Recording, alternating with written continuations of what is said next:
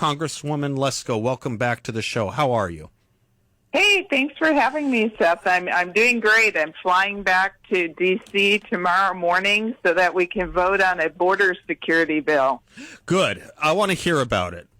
Before we hear about it, tell the audience, they're used to Washington speak. Tell the audience what Title 42 is and what it really is going to mean when it expires at the end of this week.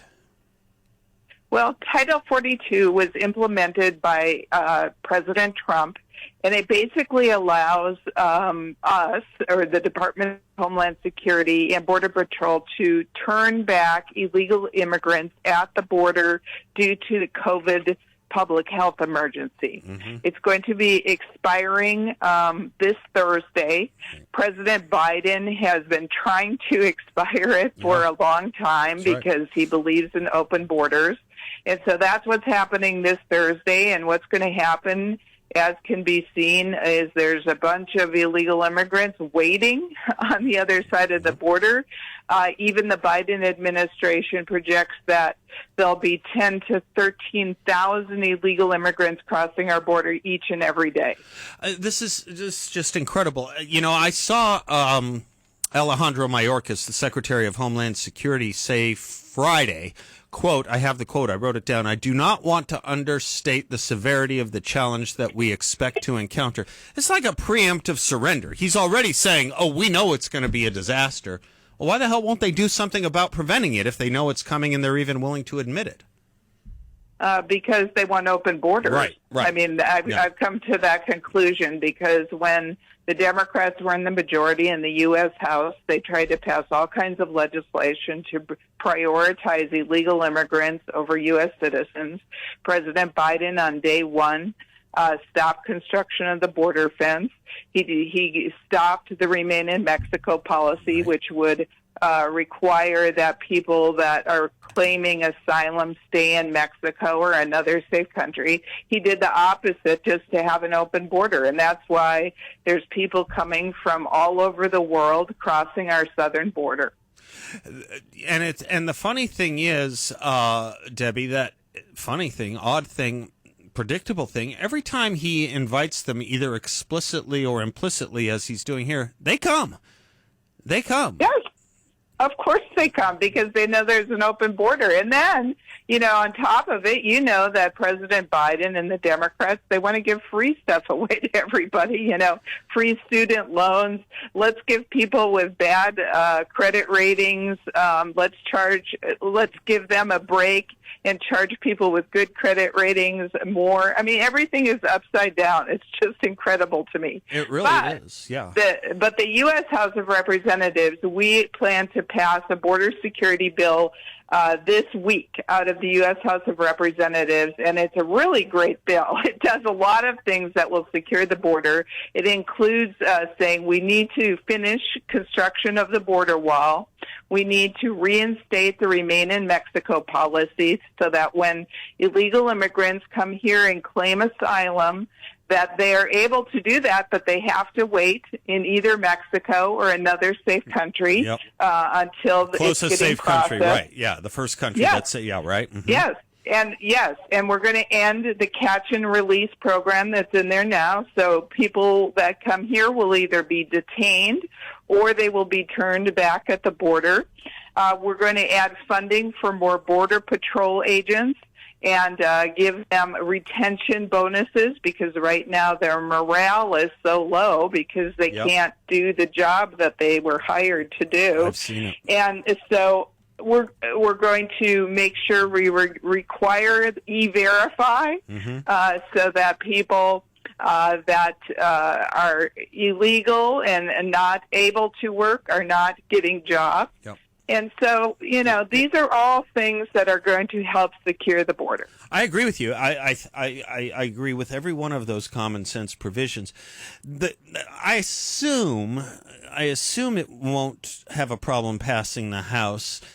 And if we assume that, and that's right, what is the chance? I mean, the Senate it's a slight majority Democrat, but you got a few possible takers over there. Do you think it can get through the Senate, or do you think it's DOA?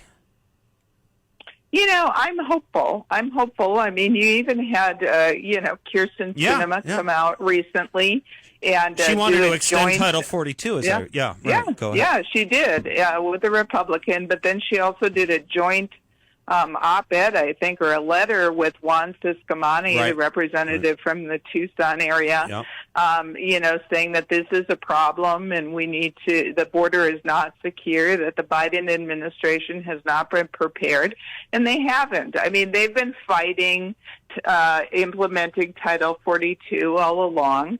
They want open borders. That's all I can say. They want open borders. The reason, I guess, is why, or the question, I guess, is why. And I guess we need psychology degrees to figure this out. I can never quite tell if this is some kind of long-term plan to get more Democrats to affiliate. I can't, to register and affiliate, or if it's, even more nefarious than that, Debbie Lesko, where they just they want things to kind of suck around here. I just can't figure it out. The worst. Well, I can't. I don't know what their long-term goal is, but to me, the common sense thing would be twofold. One, you get more residents in Democratic areas, right? So if they have these sanctuary cities, you get more residents. Well, congressional seats are based on the census, not based on U.S. citizens, That's right? That's right. So then they would get more congressional seats. To me, that's one of them. And I think a long-term goal is have all these people vote. And they seem to think that all these people are going to vote Democrat because the Democrats let them across the border. But, I don't think that's necessarily the truth, because right now a lot of Hispanics agree more with Republican principles instead of these wacky, radical, anti-family, anti-baby Democrat policies. Yeah, there is that interesting divide, and I understand the coming here for economic freedom and in some cases political freedom. But then there is this also, I mean, I've seen it, you've seen it in many of these churches we've probably both spoken at, where, we're sometimes the only English speakers, but they agree with us on 99% of the issues with the translator, right? You've seen it, and I have too. Yes. I mean, this is Hispanics that I know that are part of our culture in Arizona are very hardworking people, entrepreneurs, very pro-family, very pro-life, very pro-religious freedom, and that's opposite of what the Democrats are pushing. I know, and yet that Democratic Party has a lock on them still. But I guess we're breaking it up. I guess we've been doing better in each subsequent election. And that is the unwritten story here. But in the meantime, we do have a huge immigration problem. I should say illegal immigration problem. And with this bill, what you guys are doing, I'm looking forward to highlighting it all week and pushing it all week. I mean, I think this is going to be a great messaging point for the Republican Party. I think it will be. Especially when you're looking at the polls with Biden on the ropes a little bit. That was kind of surprising to see, wasn't it? Maybe the people are waking up a little bit, huh?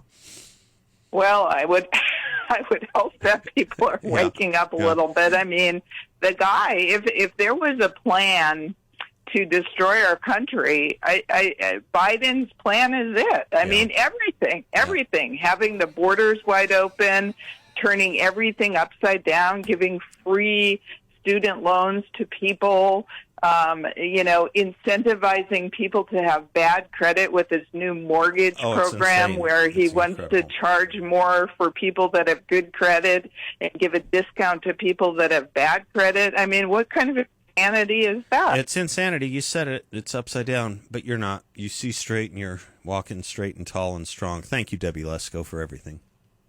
Well, thank you. Thanks for standing up for our values. You betcha. It's not hard. It really isn't. Thank you, Congresswoman Lesko. I'm Seth. We'll be right back.